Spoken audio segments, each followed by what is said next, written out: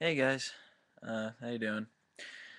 So, this video is devoted to something that you hear a lot of people talking about, and it's a kind of a occurrence that most hunters will have to deal with at some point. And these are portals. Some people call them gates. There's different words to them, and I'm going to explain to you what they are. Okay? So, think of a child in a living room or in his bedroom. Okay, like some kid like 4 or 5 years old, not very old. Okay, and they're terrified of the monster in the closet or the monster under the bed or all kinds of things that probably aren't there.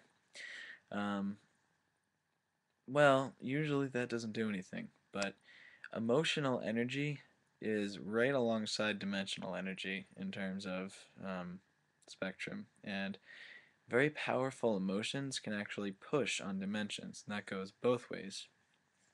And in some places, um, the dimensions are actually closer than they are in others. There are also certain times when dimensions are closer than others, but I'll get back to that in a minute. Um, so now this child who has this terrible fear of the monster, wherever it is, um, while it may not be there physically, it could be there spiritually, so in another spirit dimension. Um, really like the spirit plane. Um, oh, sorry, I have an itch. Um, so this monster is there. If this kid is terrified enough and if he has a horrible enough experience, it can actually create a low point, which is basically a space where two dimensions nearly touch. Um, this is what we like to call a gate. People also call them portals. Psychics call them portals more often than hunters will. Um, so what this is a place where there is a special connection to another dimension. It's closer than it would normally be.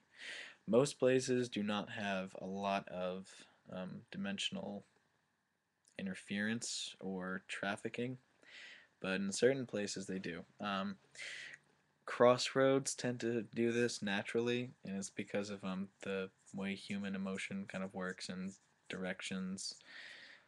It's kind of complicated, but so these gates to certain places can allow certain spirits to pass through easily. Now, when I say pass through, I don't mean that literally the spirit can jump through it.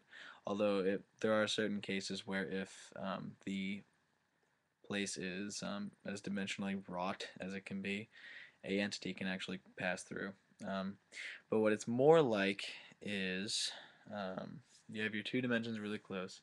Here's an entity crawling along this dimension. It gets closer to this one, and then it can kind of like just like scratch the surface, and then it can kind of like pull along with that, making it much easier to go through. It's a really bad description. I'm sorry.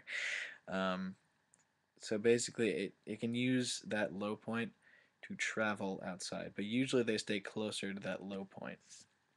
Um, Most of the time, these dimensions that do that are things like hell or the nether realm. The nether realm is kind of like the train station to the afterlife. It's kind of where like reapers and other angels of death trafficking live. Um, but yeah, basically, these low points can access just about any single spirit realm, which can be a good thing or a bad thing. So hunters usually have to deal with these in some way. There are ways to close them, like certain magics.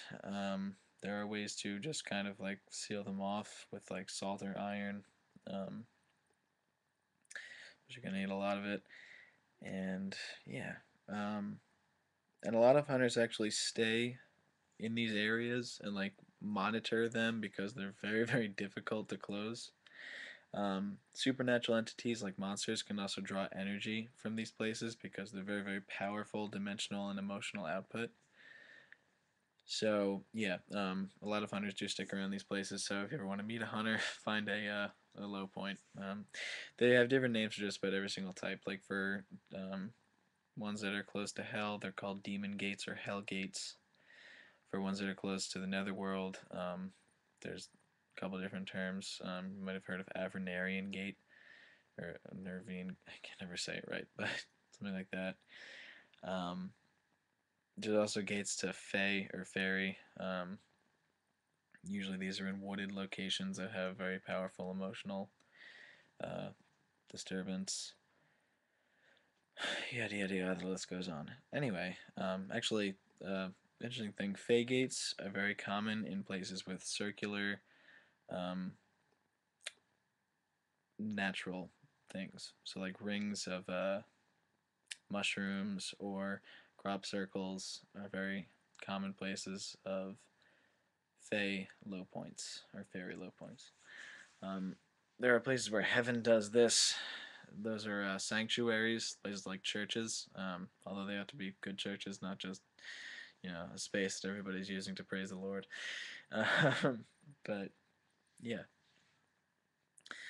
Um, so yeah, I would say that if you're a low-level hunter, just kind of stay away from those. But for those of you out there who are getting on in the hunting community, I would say go there with a large party. Don't just go there by yourself. You're gonna get screwed. Okay. So yeah, that's about it for this video. Um, yeah, they're kind of difficult to locate, but they if you find one, you'll know it.